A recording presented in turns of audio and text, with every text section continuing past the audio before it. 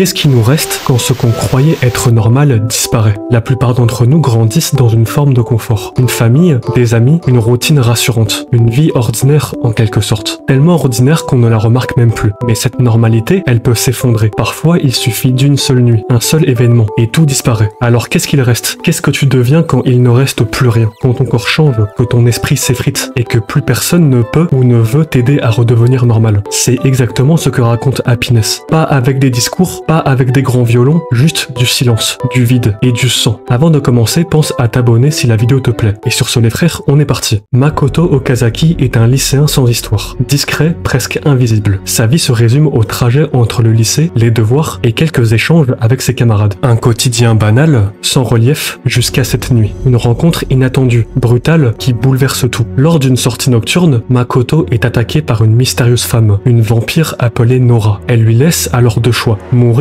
ou devenir comme elle. Makoto survit à cette attaque. Mais à quel prix? Il n'est plus tout à fait humain. D'abord, il y a la peur, puis la douleur. Et ensuite, quelque chose de plus profond. Une faim qu'il ne comprend pas. Des instincts qu'il ne contrôle pas. Son corps change, son esprit vacille. Il ne rentre plus dans aucun moule. Il devient un être à part. Ni tout à fait humain, ni totalement monstre. Vous l'aurez compris, Makoto est devenu un vampire. Autour de lui, personne ne semble pouvoir le comprendre. Comme s'il évoluait désormais selon d'autres codes. Une autre manière d'exister. Et plus il tente de s'accrocher à sa vie d'avant, plus elle lui échappe. Et ensuite, Makoto commence à ressentir quelque chose d'autre. Quelque chose qu'il ne comprend pas. Son corps change, ses sensations se transforment, ses besoins aussi. Mais ce n'est pas seulement lui qui se fissure. Les liens autour de lui s'effilochent. Les regards changent, les silences s'installent. Happiness n'est pas une histoire de vampire comme les autres. C'est le récit d'une chute lente, d'un isolement progressif, d'un combat intérieur que personne ne peut vraiment voir. La normalité chez Makoto vacille. Elle glisse entre ses doigts, comme une peau qu'il ne peut plus habiter. Mais ce n'est pas la seule manière d'aborder cette idée. Dans Happiness, chaque personnage central cristallise à sa manière une forme de normalité. Ils en ont chacun une vision différente, un attachement plus ou moins fort, plus ou moins désespéré. Certains la cherchent encore, d'autres encore ont appris à vivre sans, ou pire, à la reconstruire autrement. Parlons maintenant de Gosho, le premier personnage à offrir à Makoto un regard dénué de jugement. Là où ses camarades réagissent à sa transformation par la peur, le rejet ou l'agression, Gosho, elle, cherche à comprendre. Peut-être parce qu'il lui rappelle son petit frère. Elle projette sur lui une image plus douce, plus vulnérable. Cette perception l'amène à lui offrir un espace rare, un lieu de répit, où il peut enfin déposer le masque, s'autoriser à être étrange, instable, affamé, sans devoir se justifier. Avec elle, Makoto n'a plus besoin de jouer un rôle dans la classe, ou de feindre une normalité. Il peut simplement exister, même dans sa monstruosité naissante. Et pourtant, malgré cette nouvelle proximité avec Gosho, Makoto est en train de s'éloigner de ce qu'il était. Sa transformation semble avoir résolu tous ses problèmes. Il n'est plus harcelé, il a des amis, il occupe une place dans la hiérarchie sociale. Mais cette ascension a un prix. Peu à peu, les liens sincères qu'il avait avec sa famille, son meilleur ami, s'effilochent. La soif de sang n'est pas qu'un symptôme vampirique. Elle incarne une soif de reconnaissance, de puissance, de dépassement de soi pour enfin se faire respecter. Ironiquement, en devenant plus fort, Makoto devient aussi plus seul. Il accède à une nouvelle normalité, mais cette normalité n'est pas la sienne. Il est devenu quelqu'un, mais ce n'est pas lui. Il le dit lui-même, ce n'est pas moi. Dans cette fuite en avant, il semble presque regretter son statut de victime, comme si cette place de marginal avait été malgré tout la seule qu'il comprenait. Et c'est là que Gosho joue un rôle unique. Elle ne cherche pas à le ramener à ce qu'il était, ni à l'encourager à devenir quelqu'un d'autre. Elle l'accueille dans cet entre-deux, entre l'humain et le monstre, entre l'adolescent perdu et la figure puissante qu'il incarne malgré lui. La présence de Gosho lui offre un point d'ancrage, une forme d'acceptation que ni l'école, ni sa famille, ni lui-même ne parviennent à lui offrir. À l'opposé de Gosho, les personnages de Yuki et Nao incarnent une autre posture face à la nouvelle nature de Makoto. Ils ne cherchent pas à l'apaiser ou à le comprendre, mais à l'activer. Yuki, ancien harceleur, commence à voir en lui une figure différente, presque admirable. Quant à Nao, elle lui demande de l'aide, exige de lui des actions qu'elle n'aurait jamais osé attendre de l'ancien Makoto. Tous deux projettent sur lui une force, une autorité, une capacité d'agir qu'il n'avait jamais eu auparavant. Et cette image, ce rôle presque héroïque, n'émerge que parce qu'il a changé. Là où Gosho lui offre un refuge, un entre-deux stable entre l'humanité et la monstruosité, Yuki et Nao le poussent à tirer parti de ses nouvelles capacités. Ils veulent qu'il assume cette version de lui-même plus affirmée, plus courageuse, plus tournée vers l'extérieur. Mais c'est justement ce décalage qui trouble Makoto. Ses qualités ne lui ressemblent pas. Ce ne sont pas les siennes. Sa volonté de protéger, de pardonner, même à son ancien bourreau, semble lui être imposée par sa condition de vampire. Comme si cette force nouvelle l'éloignait toujours plus de son identité profonde. Celle d'un adolescent fragile, contemplatif, replié sur lui-même. Ce tiraillement entre l'intériorité de Makoto et ce que les autres projettent sur lui met en lumière une question centrale du récit. Est-on condamné à devenir ce que nos capacités permettent, ou peut-on choisir de rester fidèle fidèle à ce que l'on est malgré tout. La société, à travers Yuki et Nao, et même la manière dont l'école cesse de le harceler, attend de lui qu'il exploite sa force, qu'il agisse, qu'il prenne sa revanche, qu'il joue un rôle héroïque. Mais ce rôle est-il vraiment le sien? La nature vampirique agit ici comme une métaphore ambivalente. Elle offre des dons, une puissance, un dépassement de soi. Mais à quel prix? Peut-on vraiment parler de dons lorsqu'il transforme les relations, les perceptions, l'identité même? Est-ce une bénédiction sociale? Makoto ne semble jamais totalement embrasser cette puissance. Chaque fois qu'il l'utilise, il s'éloigne un peu plus de lui-même. Et peut-être que le vrai drame du personnage, c'est justement cette impossibilité de concilier ce qu'il est devenu avec ce qu'il était. Comme si la normalité ne pouvait jamais être retrouvée, seulement redéfinie. Mais ce fragile équilibre ne peut durer. La condition vampirique de Makoto devient peu à peu envahissante, irréconciliable avec sa vie d'adolescent ordinaire. Il ne peut plus prétendre être ce que les autres attendent de lui, ni même ce que Gosho espérait qu'il puisse rester. Et cela finit par affecter profondément Gosho qui voyait en lui une personne à part, capable de rester sur cette ligne de crête entre deux mondes. Elle voulait croire qu'il pouvait rester lui-même, ni monstre, ni modèle. Et c'est là qu'entre en scène un dernier personnage clé, Nora, la vampire qu'il a transformée dans le premier chapitre. Si Yuki et Nao incarnaient les attentes sociales, celles qui veulent faire de Makoto un élève fort, un héros, si Gosho représentait l'entre-deux, Nora est à l'opposé. Elle rejette totalement les normes humaines, mais elle ne représente pas non plus la vampire caricaturale, prédateur sanguinaire. En réalité, Nora est plus douce, presque mélancolique. En Makoto, elle semble reconnaître quelqu'un qu'elle a aimé, ou du moins quelqu'un qui lui rappelle sa propre humanité disparue. C'est sans doute pour cela qu'elle le mord sans le tuer, et qu'elle lui laisse le choix dès le début. Avec Nora, une autre possibilité s'ouvre, celle de vivre en marge, en dehors du système scolaire, familial et social. Non pas comme une bête, mais comme un être rejeté, incompris, assumant cette marginalité avec lucidité. Elle propose à Makoto de ne plus lutter, de cesser d'essayer de concilier l'inconciliable, parce qu'à ses yeux, il est déjà fichu, et que dans cette ruine, il reste peut-être une forme d'amour, de paix ou de vérité, que ni le monde des humains, ni celui des vampires n'est capable de lui offrir. Makoto réveille en Nora quelque chose d'ancien, d'enfoui, une époque où elle aussi appartenait encore au monde des vivants, au monde des gens normaux. Ce n'est pas seulement de l'empathie ou de la nostalgie, c'est un choc, une faille dans l'oubli. Comme si, en le voyant lutter, vaciller, elle se souvenait qu'elle avait un jour été humaine, qu'elle avait aimé, espéré, eu peur. Depuis combien de temps avait-elle abandonné tout cela? Depuis combien de temps avait-elle renoncé à même se souvenir? À travers Makoto, c'est une part d'elle-même qu'elle reconnaît, une part qu'elle croyait morte. Et c'est peut-être pour cela qu'elle ne le tue pas, parce qu'il porte en lui cette lumière fragile qu'ils ont tous deux perdue. Un reste d'innocence, de sensibilité, d'humanité. Quelque chose qu'on ne peut pas retrouver, mais qu'on peut encore protéger. Comme un feu qui vacille dans la nuit, trop faible pour réchauffer, mais trop précieux pour être laissé s'éteindre. Alors Nora, la marginale, la lucide, cesse un instant de fuir ou de combattre. Elle regarde Makoto comme on regarde un souvenir devenu vivant,